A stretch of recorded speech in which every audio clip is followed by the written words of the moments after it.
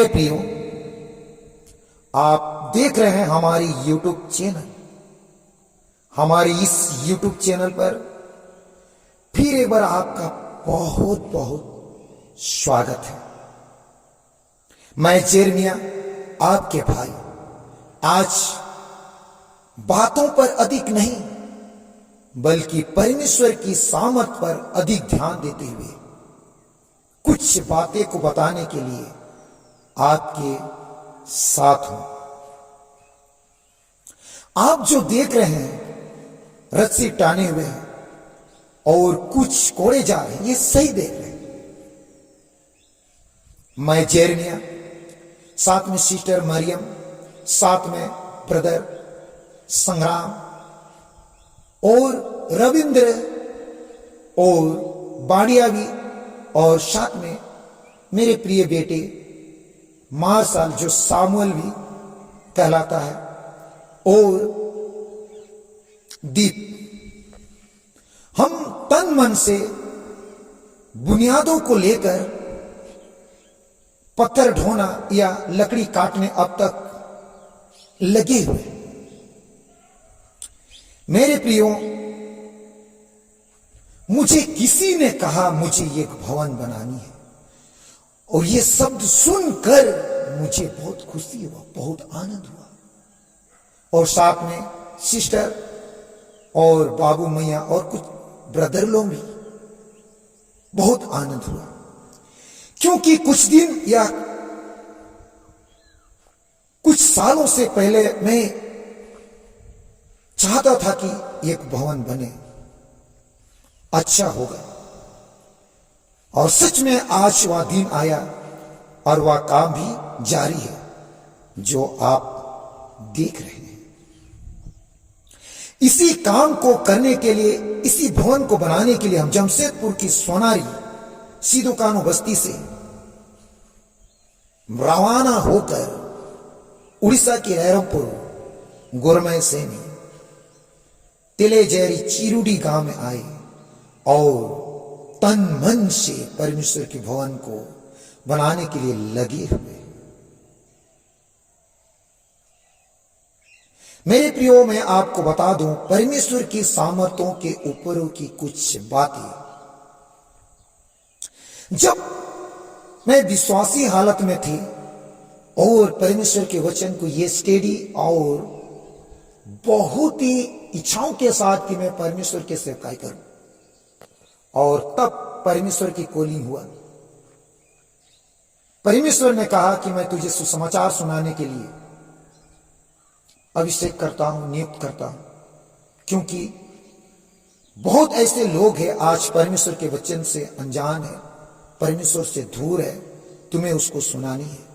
और यह बात सुनकर भी मैं काफी आनंदित हुआ, काफी खुश हुआ कि मेरा जो मन की इच्छाएं था और प्रार्थना थी और उसी इच्छाओं के मुताबिक आज परमेश्वर ने मुझे नियुक्त कर रहा है।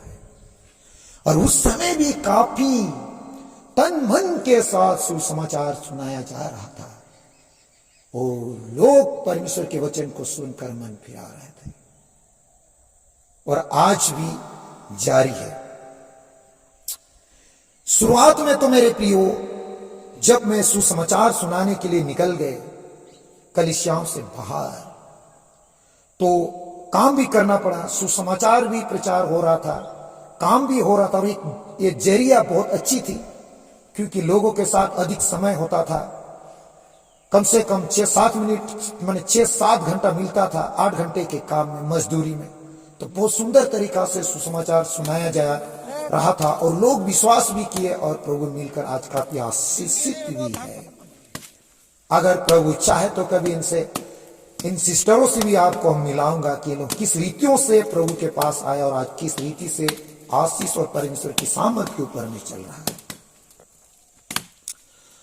तो मेरे प्रियो, काम भी हो रहे थे, सुसमाचार का प्रचार भी हो रहा था, पर जब परमेश्वर ने जैसे जैसे आशीषित किया वैसे वैसे बढ़ते चले गए। तो मैंने जॉब करना छोड़ा और फुल टाइम परमेश्वर की प्रार्थना, आराधना, वचन और सेवकाई में समय को निकाला। और समय को फुल टाइम दे दिया, उसका बाद काम रुक गया। ये भी सालों से ऊपर हो चुका है। और ऐसे स्थिति में इतना तन मन लगना मुझे भी आश्चर्य होता है और हो रहा है कि सुबह कब होगा कि मैं यह करूं, मैं वह करूं, और शाम होने तक की पता ही नहीं चल रहा है। हम जानते हैं कि आज का डेट अभी भी ठंड के मौसम है और 5 बजे आसपास या पौने 6 बजे आसपास शाम हो ही जाती है, शीत गिरता है तो ठंडा भी लगता है और शाम भी हो जाती है। और गांव इलाका होने के नाते लाइट का तो उतना प्रबंध नहीं है, तो भी मन इतना है कि काम से हटने का मन नहीं करता है।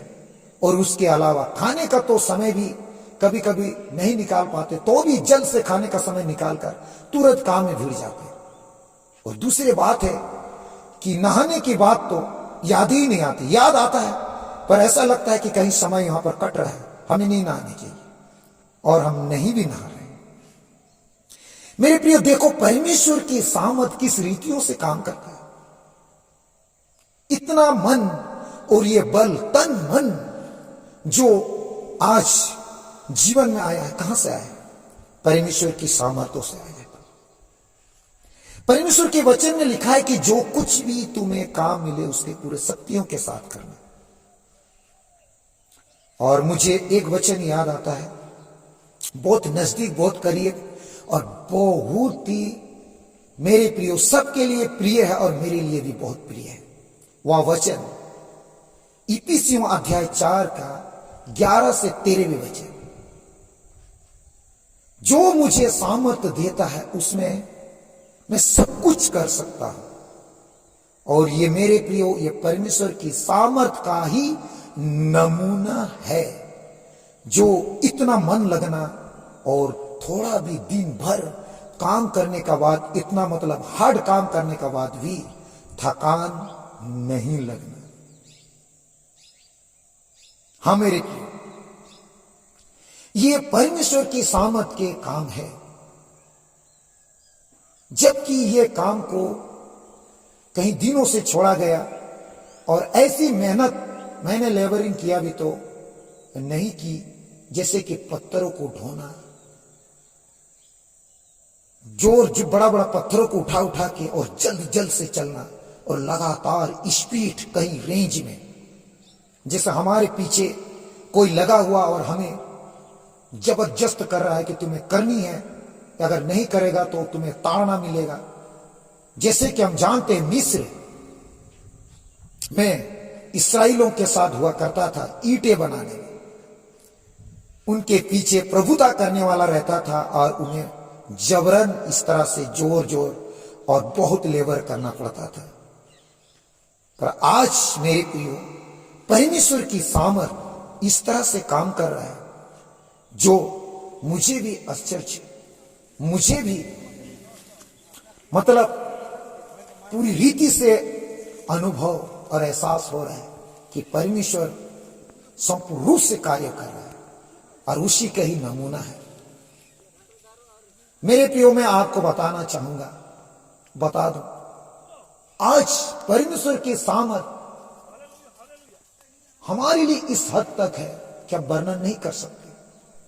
जब परमेश्वर करना चाहे, प्रभु साथ हो और पवित्र आत्मा की अगुवाई हो, तो हमारे लिए किसी भी काम नामुमकिन नहीं है।